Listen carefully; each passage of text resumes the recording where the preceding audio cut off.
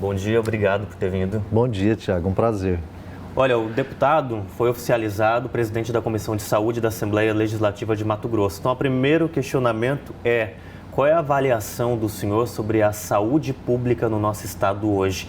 Ela está adequada para atender as necessidades da nossa população? Mato Grosso tem um dos piores sistemas de saúde do Brasil. A pandemia deixou isso muito claro, infelizmente. Mato Grosso é hoje o segundo estado do país com a maior taxa de mortalidade por Covid-19.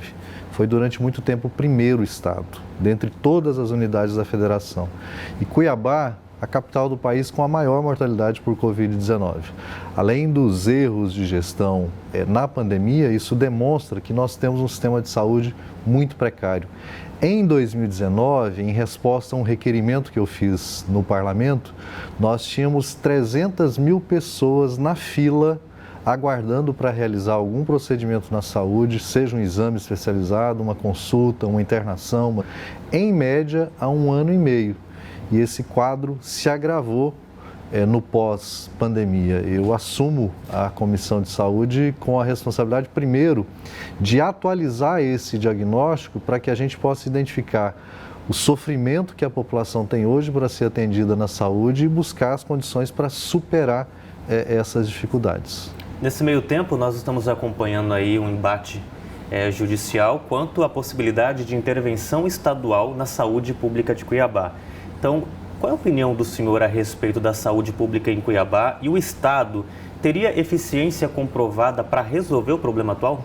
Esse é o grande problema. A gestão da saúde em Cuiabá não tem defesa, porque a atenção primária, por exemplo, que é responsabilidade exclusiva da prefeitura, hoje funciona com muita deficiência, com escassez de profissionais e sem acesso adequado a insumos, a medicamentos, a falta inclusive de medicamentos muito básicos como dipirona. Por outro lado, o modelo de gestão que é adotado em Cuiabá é exatamente o mesmo modelo de gestão adotado no estado, com terceirização de serviço, quarteirização, com precarização, com descontinuidade e com uma dificuldade enorme. E aí é um problema adicional, a dificuldade de diálogo entre Estado e município para planejar a execução das ações de saúde naquilo que é responsabilidade de cada um. É um problema grave que é resultado da contaminação da gestão da saúde Estado-município por disputa política. Isso é muito ruim. E eu sei que para muita gente ainda é muito cedo, mas algumas articulações já são feitas nos bastidores de pessoas interessadas na Prefeitura de Cuiabá. Vimos o próprio deputado Eduardo Botelho comentar isso. Aqui vemos algumas manifestações também. O PT, aí eu digo, o senhor, a Rosa Neide, Valdir Barranco, existe alguma movimentação de intenção para se disputar a Prefeitura de Cuiabá no próximo pleito? O PT tem a responsabilidade de, em 2024, debater esse tema e apresentar uma candidatura para a disputa da Prefeitura. Nós temos bons quadros, felizmente, para cumprir essa tarefa e faremos esse debate, mas em 2024. Por enquanto está muito cedo. Não, cedo demais. Agora nós acabamos de assumir os nossos mandatos, o que nós temos é que nos concentrar nas tarefas e nas responsabilidades que temos nos mandatos que exercemos hoje. E em 2024 a gente abre esse debate sobre a Prefeitura. Nós vimos uma movimentação envolvendo o nome do senhor no que diz respeito a fechamento de escolas estaduais e militarização das escolas, inclusive audiência com a presença do secretário estadual de Educação, em que parece que o senhor saiu insatisfeito com os argumentos ou com o que foi dito nessa audiência. Qual é o grande resultado dessa audiência e desse ponto principal, militarização e fechamento de escolas? Bom, primeiro que ficou claro que no caso da Escola da Algisa, lá em Várzea Grande, houve uma ingerência da SEDUC. A lei das escolas militares, a lei estadual, ela estabelece um procedimento para militarização de uma escola. E o ponto de partida é a manifestação da própria comunidade escolar em busca desse modelo. E isso não aconteceu. O que houve foi uma imposição da SEDUC em uma escola bem localizada no centro da cidade, com indicadores bastante positivos na educação, com uma estrutura adequada. E a comunidade escolar, rejeitou essa imposição da SEDUC, que inclusive fez de uma forma muito desorganizada e especialmente em desrespeito à legislação. Nada contra uma escola militar, mas a SEDUC poderia, por exemplo, propor a construção de uma unidade escolar nova em uma comunidade onde houvesse demanda e instalar uma escola nova militar, não tentar impor esse modelo a uma escola que já existe e funciona dentro de um outro modelo com sucesso lá em Várzea Grande. Mato Grosso, infelizmente, na gestão da educação, conseguiu em 4 anos reduzir o número de alunos matriculados no estado e conseguiu reduzir em quase 100 o número de escolas estaduais em funcionamento e propaga isso como se fosse um feito. Escola não se fecha, escola se abre para poder dar oportunidade a crianças e jovens.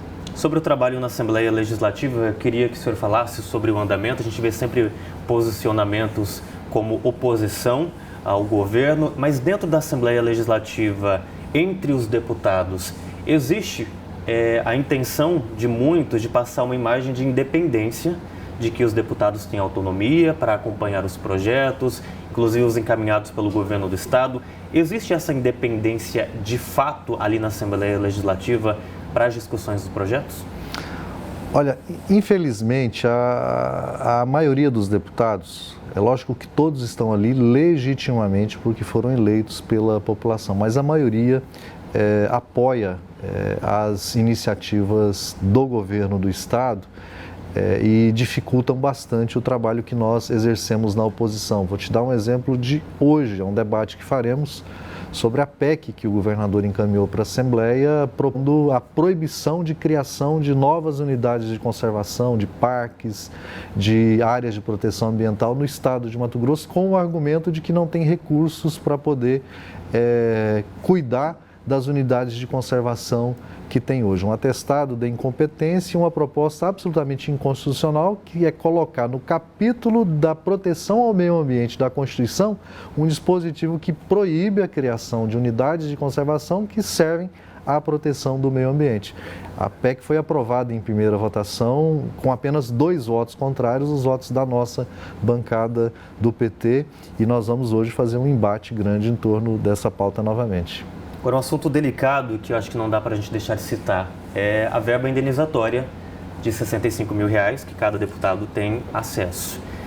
O presidente da Assembleia chegou a dizer aqui no Papo das 7 que antes, quando havia necessidade de comprovar, tinha nota fria. Mas aí, só era possível identificar que havia nota fria porque havia nota.